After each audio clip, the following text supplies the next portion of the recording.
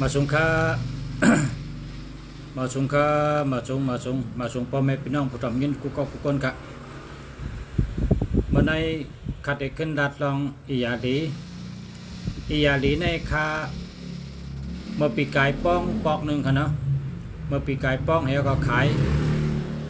แล้วก็คนเฒ่าอายุ80ไปอ่ะเปิ้นกินเหี่ยวก็เปิ้นว่าลีนาอียาในวะกันในเมื่อเดินหาได้ข้าจะเมื่อกันต้อแมวเมื่อกันต้อแมวข้าเมื่อดูแมว2 แอบ1 แอบในมี1 ปาก2 แอบก็2 ปากเนาะเฮก็ถามว่าเป็นเหือกินอียาปีนี้ได้อยู่ดีกินวานายอกกาอันเป็นนั้นหายหมดแล้วเมื่อกูปอกในยอกกาเป็นน้ำหนักกำเป็นคมกำเป็นขี้หักกำเป็นเลือดกำเป็นเมี้ยวเนี่ยวะเพื่อกินในเอาก็หายหมดแล้วยอกกาในเนี่ยวะอันในแมวดัดอัน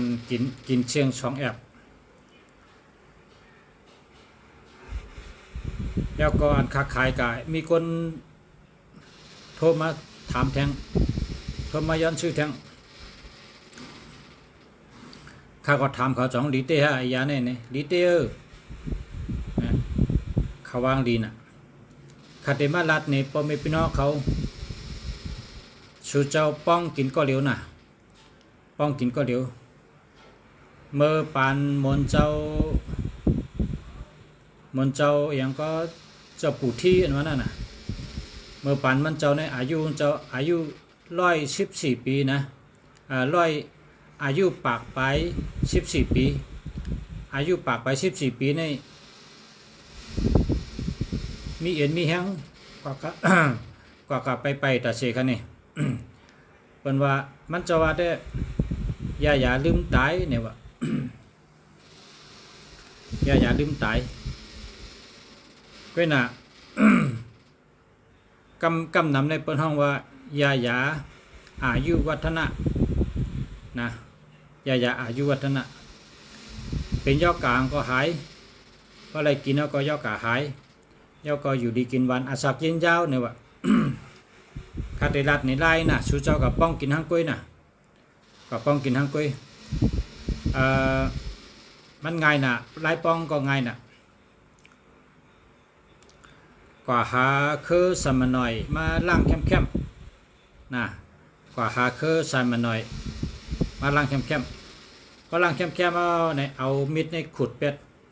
อันเป็นตุ่มเป็นปมเป็นตุ่มเป็นปมนั่นเอามิดในขุดเป็ดให้เล่าๆให้น่ะเพราะว่าอันเป็นตุ่มเป็นปมนั้นคมน่ะก็ให้เขาเอามิดมาขุดเป็ดนั้นเป็นตุ่มเป็นปมให้ขุดเป็ดเปลือกอันเปลือกเก๋นั่นให้ขึ้นเปลือกหนุ่มแกแล้วก็มาซอยเซ่นะซอยเซ่แล้วก็ตำนะตำแล้วนะก็เมื่อปีกายได้เอาเป็ดเห็มเมียวค่ะก็ไหลมาก็ล้างน้ำแล้วก็ซอยเซ่พอซอยเซ่ก็ตำกำเหนียวค่ะตำอันดิบกำเหนียวคือสั่นมาหน่อยตำอ่อนพอตำอ่อนเนี่ยเสิร์ฟเกลือเท่ากับเสิร์ฟพักเลยนะเสิร์ฟเกลืออีกนึงเสิร์ฟเกลือแล้วก็อิดนะ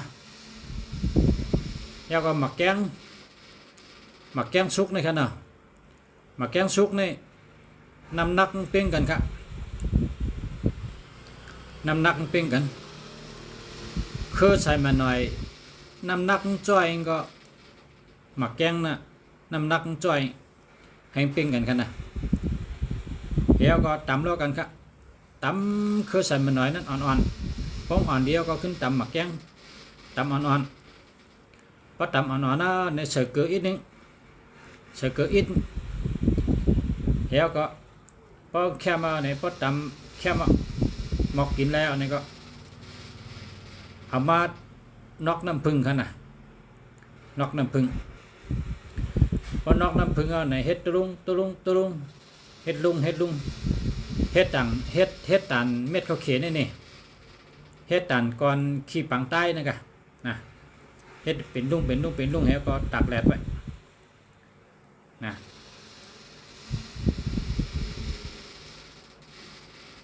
เพราะว่าแห้งในซ้ำเก็บใส่ในมันนะเก็บใส่ในมันไว้อย่าไปใส่เกาะเพราะใส่เกาะในมันขึ้นเจอละมันเป็นมันดีนะกินเอาเป็นยากาอย่าไปใส่เกาะ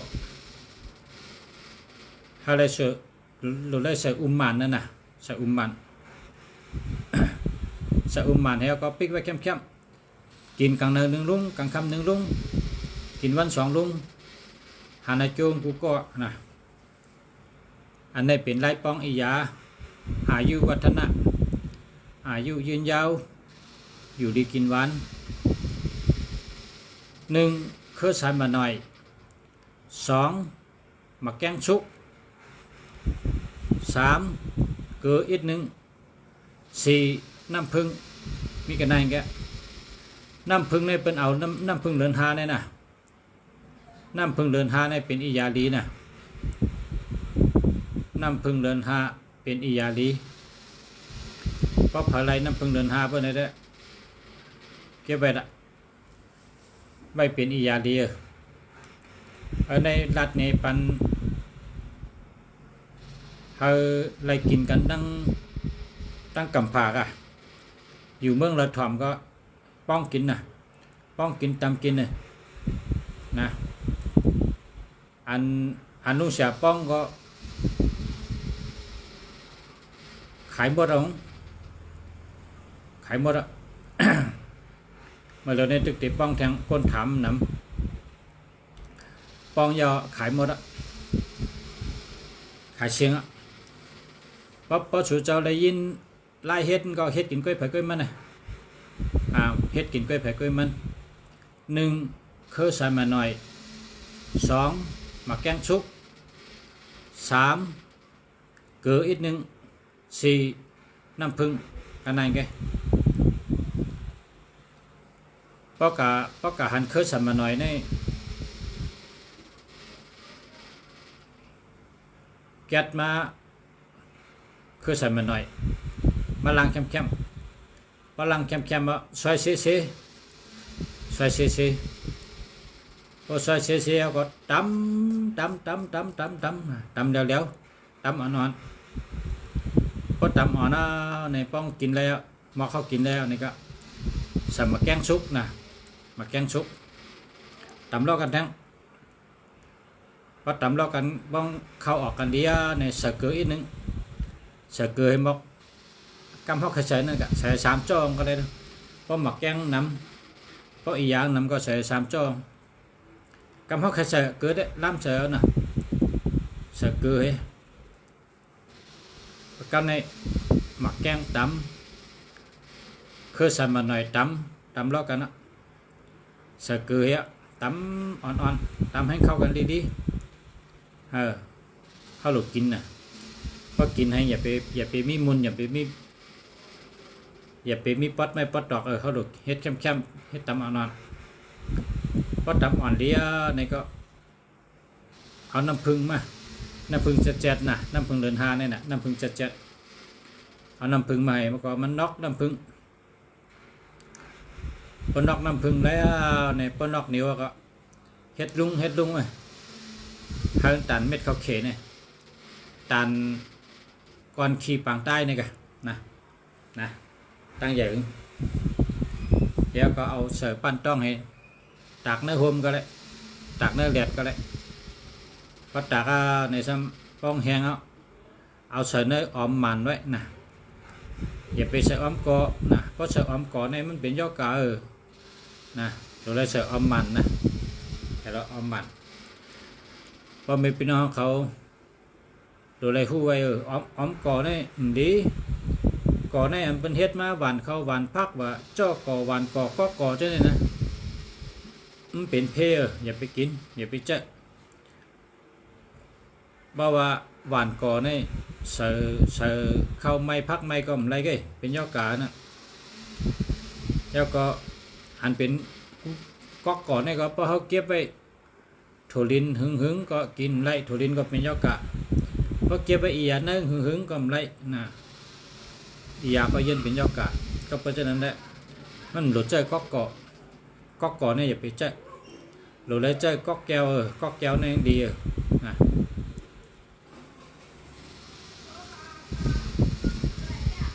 ฮะเมื่อในรัฐในรองอียาลีเนาะอียาลีอยู่ดีกินหวานอายุยืนยาวกูเกาะกูก้นกูเจ้าเสียกำคันเนาะ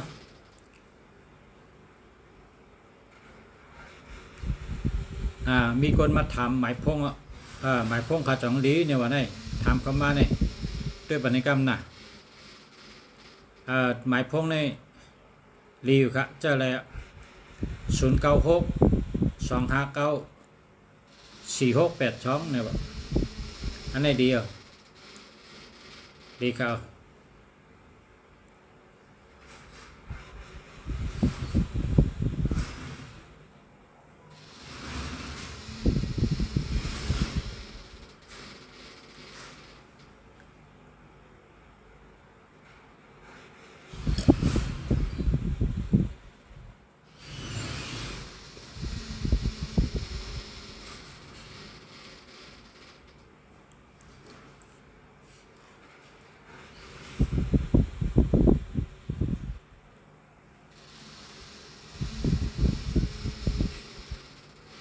ก็ใครหมายพงดีใครหมายพงเข้มก็ซื้อที่ลุงเสียนะลุงเสียขายอยู่นะลุงเสียขายหมายพงดี094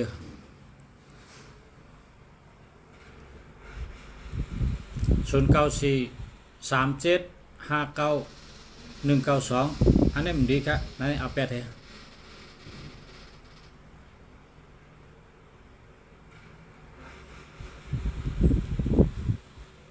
เอาแปดเลยนะอย่าปิดใจ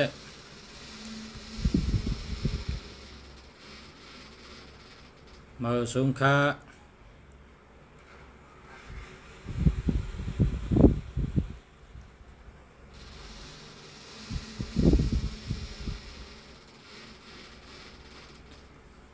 อันในหมายพงในเพราะว่าก็ซื้อกล้วยก็เขามี46 54พอมี4ตัวในเข้มจังนะ46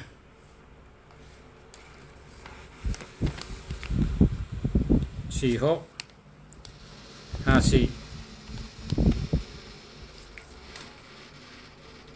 พอมี4ตัวในเข้มจะ062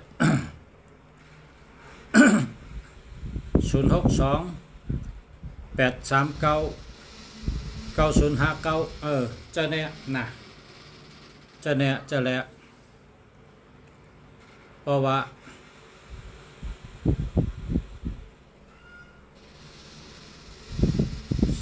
อันเมื่อไกลนั้นมันดี094 37 59 192เนี่ยอันนี้มันดีเจ้าเนี่ยเจ้าอันที่062นะ062 839 9059เนี่ยเจ้าเนี่ยนะ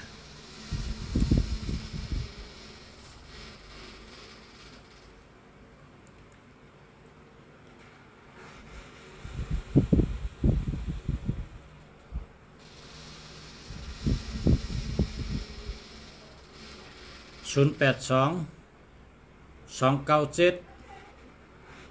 2620อันนี้ห้าหมื่นนะห้าหมื่นครับ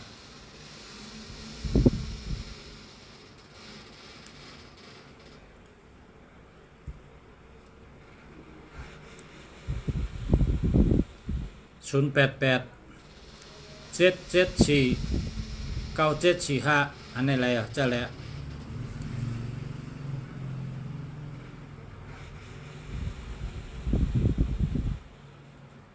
0951186754อันนี้เอา8เถอะนะเอา8เถอะมาสุงค้าประชาขยันถามเบอร์โทร0949568615อันนี้แคมอ่ะอันนี้แคมจะแล้วครับเลียวครับ0964586653อันนี้เดียวพอมี53นี่อยู่ที่ไรก็อึบเขาพอมี53เนี่ยพอมี53นี่อยู่ที่ไรก็มีการมีงานตัดเสมีเงินตัดเสเนอะต้องไว้ค่ะตัวนับ53นี่รีอัมเนี่ยมีพาราเจอ53นะมีกินมีใจตัดเสคนใจ53เนี่ยมันหยาบจังเปิ้นนั่นกะมันทุกขะมีคนจอยตัดเส0980619338อันนี้หาเหมือนนะ0946129986อันนี้หาเหมือนนะ0629817407อันนี้หาเหมือนนะ0947476516อันนี้หาเหมือนนะ092619024748อันนี้หามากันนะ0951186754อันนี้หามานะคนวันจันทร์ต้องเอาตัวเลขที่สังคา249คำนี้0947476516อันนี้หามาครับ0966969466อันนี้แคมจะดีเต้ๆครับ090610711207172หามาครับ065531483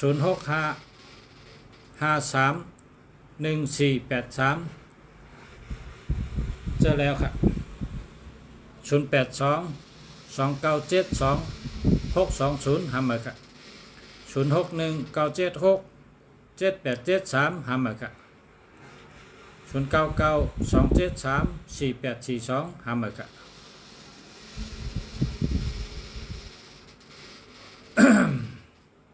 0945327753หามาครับ0995859422อันนี้เดียวเมงกลาบาเซียกี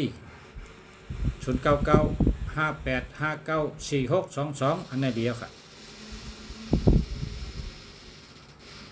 0617422156นะหามาครับ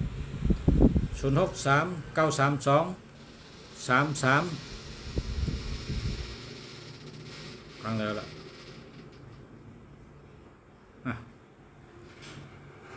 พันนะวะ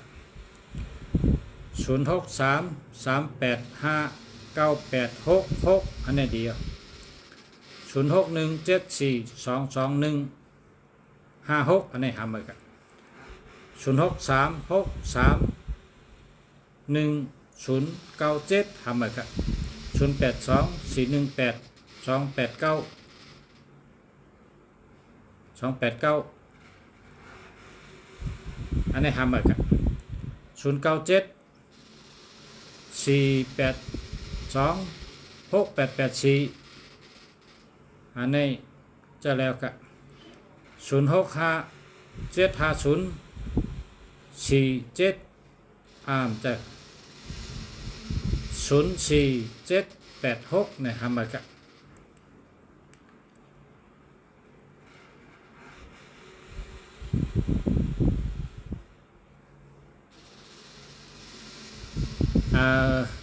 080 4207 990หามาครับ0817474864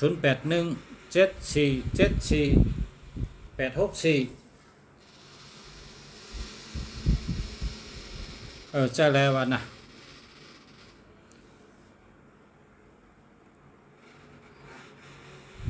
ว่าถามว่าจองดีฮะเนี่ยได้ดีเพราะว่า หมายพงในมี10ตัวเนี่ยเราเลยดีทั้ง10ตัว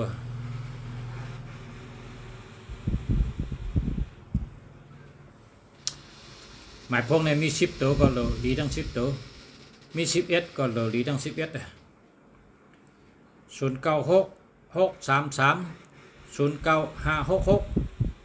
อันนี้ก็หาเมื่อละนะหาเมื่อ0816747486อันนี้ก็หาเมื่อนะ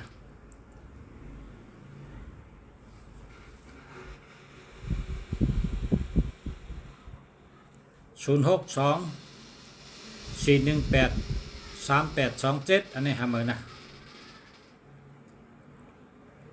มาสูงก่อนนอนค่ะปอชะย้อนชูเฮปอชะอยู่ดีกินหวานเชกัมค่ะสาธุ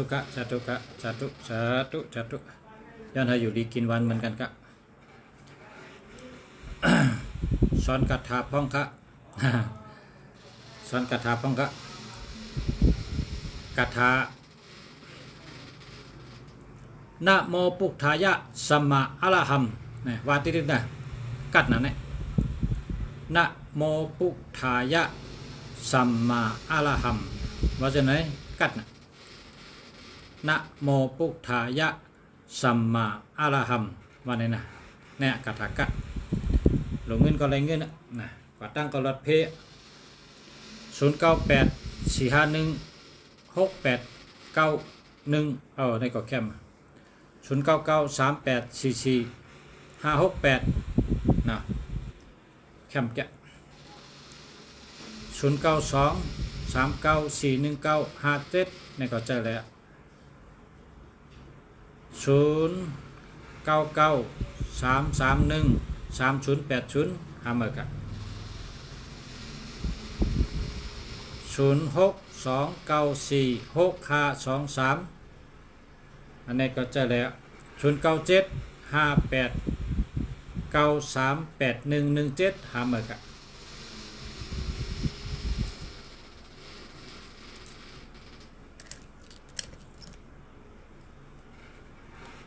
คนวันเสาร์เดลัยเจ้าหมายพงเจ้าหือคาลาคนวันเสาร์ในเจ้า878ในแก้หนาวนะ878 0816870485หาเมื่อกัน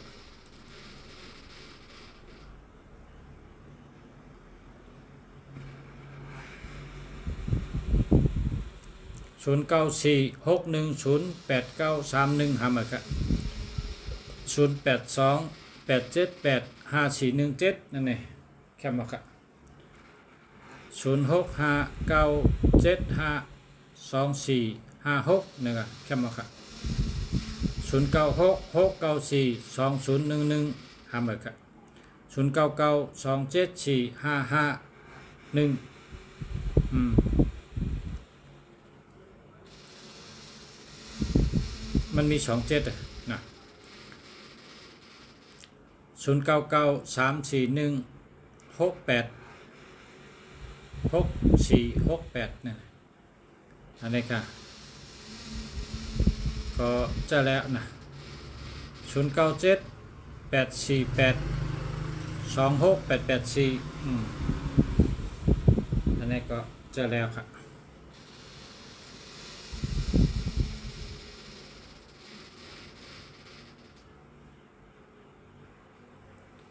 0944988766อันนี้จะแล้วค่ะ06ค่ะ21638894มี21กันเนาะ 0636686945อันนี้จะแล้วครับ0864532258อันนี้หามาครับ06555314830997556736หามาครับ0978758246อันนี้จะแล้วเจ้ามาครับ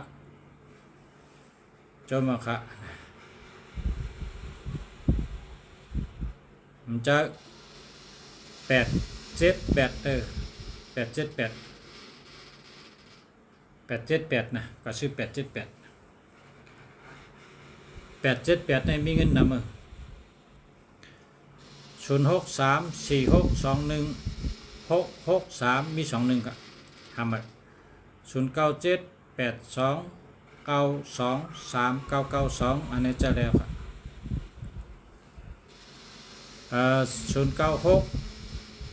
0966875559อันนี้แล้วครับ0628011684อันนี้หาเบิดกันนะต้นวันอังคารใน6359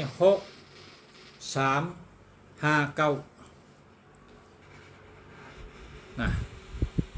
0977933646 0942539774เบอร์โทรมันโดเอาแมนจอมันเกิดมันโดเฮามีเงินกับปอวะนะเฮามีเงินกับปอ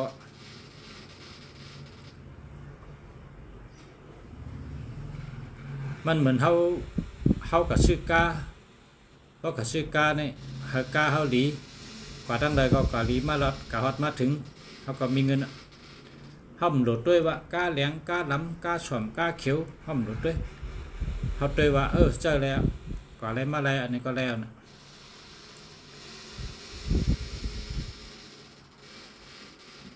มันเป็นอะหยองแกน่ะกาเขียวกาเหลียงว่ะกาล้ำมันเป็นอะหยองไงอะหยองบ่ต้องว่าสีนั่นน่ะสีเขียวสีเหลืองสีเหลือง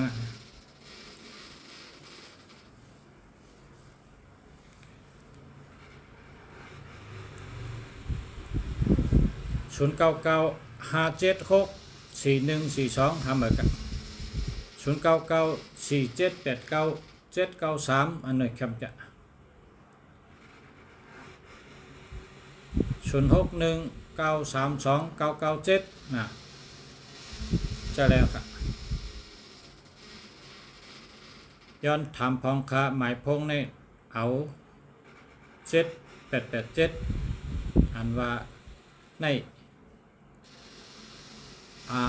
ผมเจอเอา878ได้ลูก878เลยให้มี3ตัว878 7ตัวเดียวกันนะ7อยู่ในกลางนะ878นี่ค่ะปอนปองมีมาจากไหนก็ปังว่ามีเงินนำเลยเปิ้ลนะมีวันเสาร์นี่วันจันทร์นี่นะเศร้า878เมื่อกูปอกนี่เป็นลูกเลี้ยงเปิ้ลเป็นลูกน้องเปิ้ลขายเนื้อวัวนะเมื่อกูปอกนี่เป็นลูกน้องเปิ้ลพออยู่ถึงมาในพอเลี้ยงไม่เลี้ยงยุคปันมันเนี่ยว่าแสงในอับอันเฮียวเฮ็ดกินก่อนละปันเท่า1 เดือน40,000ก็เปาะเนี่ยมันก็อับปันทั้งแสงทั้งล้านมันก็เอาเฮ็ดกูเมี้ยเฮ็ดพักขายนั่นเนาะเป็นมากินข้าวกูวันมันก็ต่อเดียวนี่ปอเมที่เมืองใต้ในเมืองห้องมาหมดปอเมมันปีน้องมันไม่อยู่จำมันหมดเมื่อกูบอกในแสงอันขายใน มีข่าวฮักก็มีข่าวฮักก็เมื่อเร็วในก้นอันเหตุการณ์เนี่ยมีก้นเหตุการณ์มาจอยมี10 ไปมี10 ไปมี10 ไปกำในมันเชื่อหมดตีอันติงบ่เลี้ยงปันไม่เลี้ยงปันก็เชื่อเป็นจื่อมันหมดเชื่อเป็นของมันหมดเคินก็อันจับลานมันจับแฉงมันเนี่ยมันเชื่ออะไรหมดอันนี้ขายข้าวพักนะขายข้าวพักเมื่อกูบอกในมันขายเนื้อใน1 วันใน30 จ้อย30 จ้อยเมื่อเร็วใน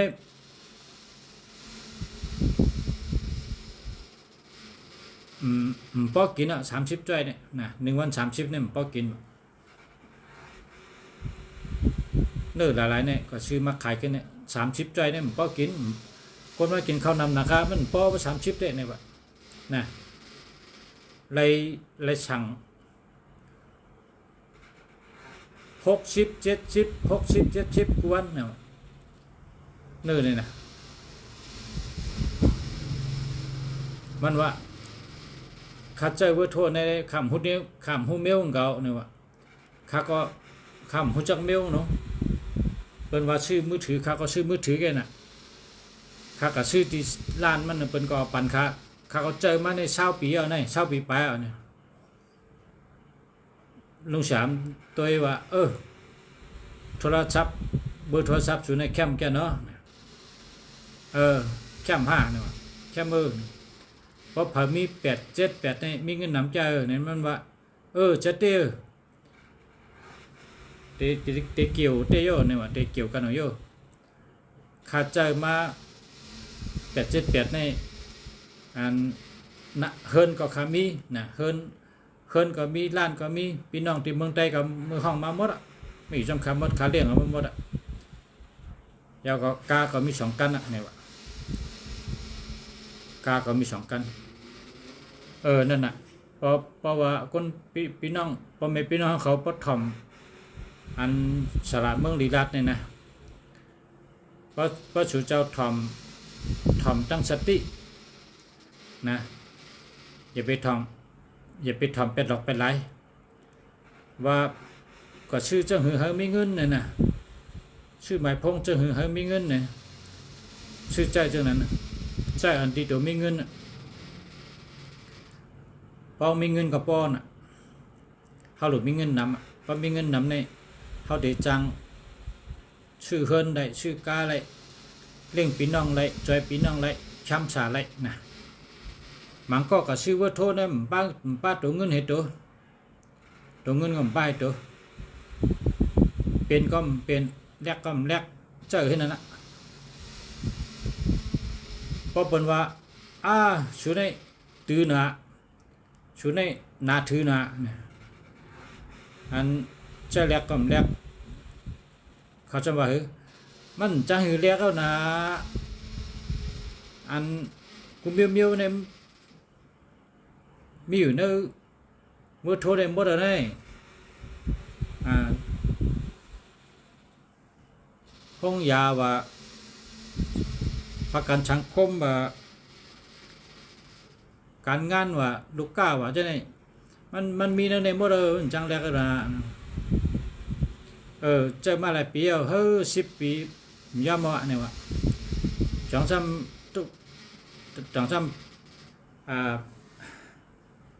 น้ำอันนังเจอใครเป็นใน2-3เพียงพอเจอนี่กันฮัลโหลนะทุกข้านะเนี่ยว่าทุกข้านะพอลองหาเงินได้คัดเจอนะไรมาหาอะไรอยู่ขึ้นปิ่นวายเฮ้ยไหนกันเดินปีมันได้เก็บได้หอมนาเฮิรนก็มันได้ชื่อในทุกคัดเขาอยู่นี่ว่านั่นน่ะเพราะว่าผมไม่พี่น้องเขาชื่อหมายพงนี่ก็ชื่อที่ไรก็ไรชื่อเมืองไรก็ไรชื่ออันที่ตัวมีเงินนะตัวมีเงินตัวละเป็นตัวมีเงิน8 เซต 8 6 3 6